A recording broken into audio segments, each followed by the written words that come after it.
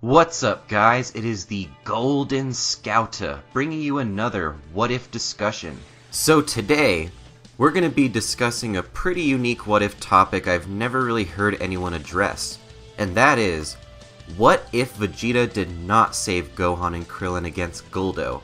But before we move on with the discussion, I want to re-welcome the guest on my channel, Geargiaa TV. How are you doing, man? Hey man, how's it going? Thanks again for having me on your channel, and you picked a really interesting topic to talk about, so I really wanted to get on the channel to talk about it. Yeah, it's always great to have you on the channel. And everyone, make sure to go and sub to Geargiaa. He makes great videos. So imagine this scenario. So whenever Guldo was about to impale Gohan and Krillin, of course, Vegeta stepped in at the very last minute to save them.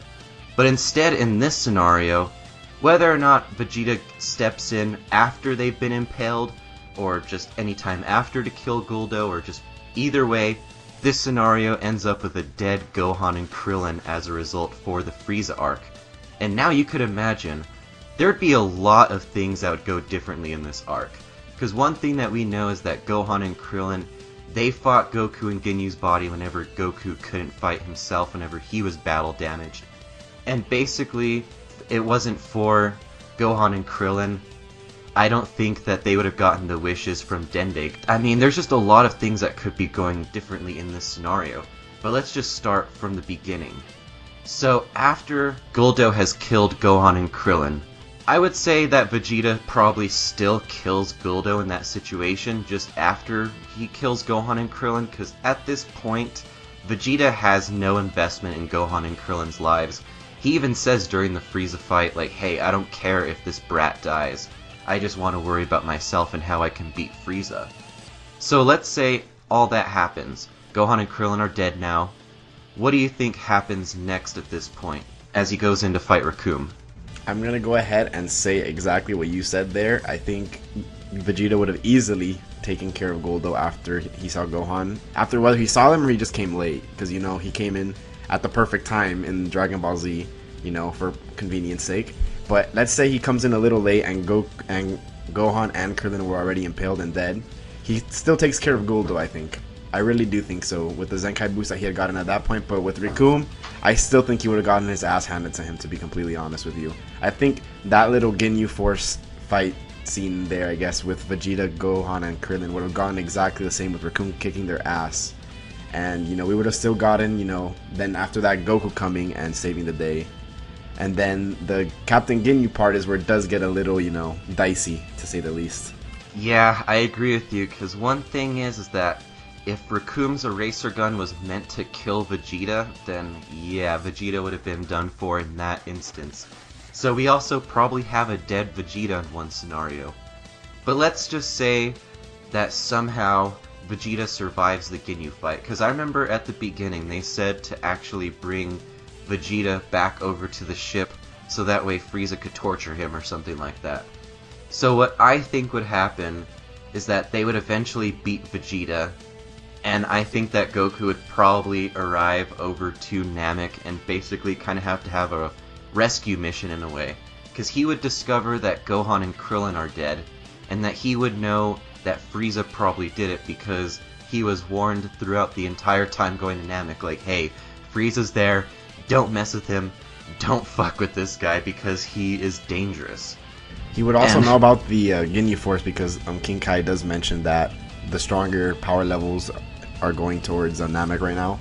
Oh yeah, and one thing in this situation, kind of like my what if video for Piccolo surviving the Saiyan arc, I think that Goku would be incredibly mad at the Ginyu Force. I think that Goku would probably knock out Recoome, Jason, Birder even faster, and maybe might not have any mercy on Captain Ginyu, especially if he learns that Ginyu basically left all those guys behind to kill Gohan and Krillin and take Vegeta hostage. I mean, there's no investment in Vegeta at this point from Goku, besides Goku wanting to fight him again. But still, I think that Goku would come in and take out the three lower Ginyus out just because he's that pissed off. I don't think he would give them mercy at this point, besides just maybe crippling them. Not to mention, it would have made a really powerful scene when he goes and sees his best friend and son dead. And like I think that whole episode would have been like I could picture that being an entire episode, like just an emotional episode with him getting to Namek, seeing Gohan and Krillin dead, you know, some flashback memories, whatever, and then, you know, going completely berserk on the other Ginyu members. Definitely. Another thing that really we kind of have to take into account is whether or not that whenever Goku meets Ginyu, if he beats him right away or if he gives him the chance to body change. And when that happens, there is no Gohan and Krillin to fight Ginyu and Goku's body if Ginyu ends up damaging himself like how he did. And judging by how he did in the original situation, he would probably definitely do it here. I think for the sake of this discussion, though, it's pretty safe to assume that he would have just gone berserk and insta-killed Ginyu. Because remember, he would have the rage multiplier too, just to fucking amp his power level even higher than it already was. Without Gohan and Krillin, they no longer have this team to go out and sneakily make the wish to revive Piccolo and all that. So that's also another situation. This is where it gets very interesting, actually. So Gosh. I think, you know, the Frieza fight just completely, just insanely changes at this point because... Well, it would be Goku, Vegeta, and Dende. And the thing, before we even go on with that, is that we gotta decide whether or not, like, do they actually get the wishes? Like, what wishes are going to be made? Does Goku sneak around, kind of like how Gohan and Krillin did to go get the wish? Or does Goku and Vegeta go together and they kind of like make a deal with one another? That's kind of one of the things that's kind of a big question regarding that, even before the Frieza fight. Maybe then they could have, you know, helped them get the wish also because he saw Gohan and Krillin, who, you know, he became kind of close with in this arc, and he saw them die, and then he knows that Goku's Gohan's father, you know, maybe that could help going their way. It's the only way that this what if would continue, because if it's not for that, it would end at this point. So we could assume that then they would, you know, want to help Gohan and Krillin the only way that he knows how to, which is, you know, summoning Pironga. Yeah, that would be great. And I think that one thing that would still be a factor, though, is that I think Piccolo would get revived. And the reason why is because we've seen Goku in Super about how he kind of lies and tells people that, like, hey, you're gonna get 10 million Zeni if you win this, and you're gonna get a wish on the Super Dragon Balls if you win this. I bet you anything that Goku would probably tell Vegeta, like, oh hey, we're gonna get you your wish for immortality, we just gotta have Dende do it in this language that you don't know. And that's a way that they could do it to where they can make whatever wish they need to without, like, actually having Vegeta go berserk and being like, hey, you're making wishes that's not for me. And so I think that Dende could just say it all in a different language that Vegeta doesn't understand, and Goku could just say, like, yeah, we're wishing for your immortality right now. And just after that, Vegeta kind of gets pissed off at Goku, like, hey, you screwed me over, and then, like, the whole scene of, like, Vegeta spots Frieza again. And then I would say that would be a perfect start to the Frieza fight in this What If. I agree with you. That's like the perfect way to get Vegeta to agree to also look for Dende and stuff like that, since, you know, he has like kind of beef with the Namekians. Same here, and with Goku and Vegeta there, it would probably definitely be one-on-one because we know them. We know that they're honorable Saiyans and that they fight for glory and they don't like team-ups and stuff like that. Yeah, and at this point, you do have to also consider that Goku's rage would have gone down. Not completely, but I do think he would not be as berserk as he went versus the Ginyu Force for that multiplier to be there. Yeah. At this point, a considerable amount of time has passed and, you know, he's calmed down a bit. Yep, and I think that Vegeta would be the first one to fight because I think that Vegeta has a stronger case that he's more invested in Frieza than Goku is, because Goku just wants to fight Frieza because he's strong, and Vegeta wants to fight Frieza because he enslaved him, and Vegeta has that chip on his shoulder from being enslaved by Frieza. And so I think that the fight would pretty much go the same. I think that Vegeta would say, like, hey, we know, like, I know you have a second form in there, show it. I think that Frieza would transform into a second form, and I think that that's the point that Goku would step in. And so we know that Goku at this point has a power level of 90,000 in his base without being healed, because we assumed at this point that Goku would just mollywop Ginyu. And so Goku said on the spaceship that he could do Kaioken times 10. And so Frieza's second form is over 1 million. So I think that Goku would be enough to fight Frieza in his second form. Like, not enough to actually beat him or anything, but I think it would be enough to hold him off until Piccolo eventually arrived. And then that fight would kind of go the same way it did.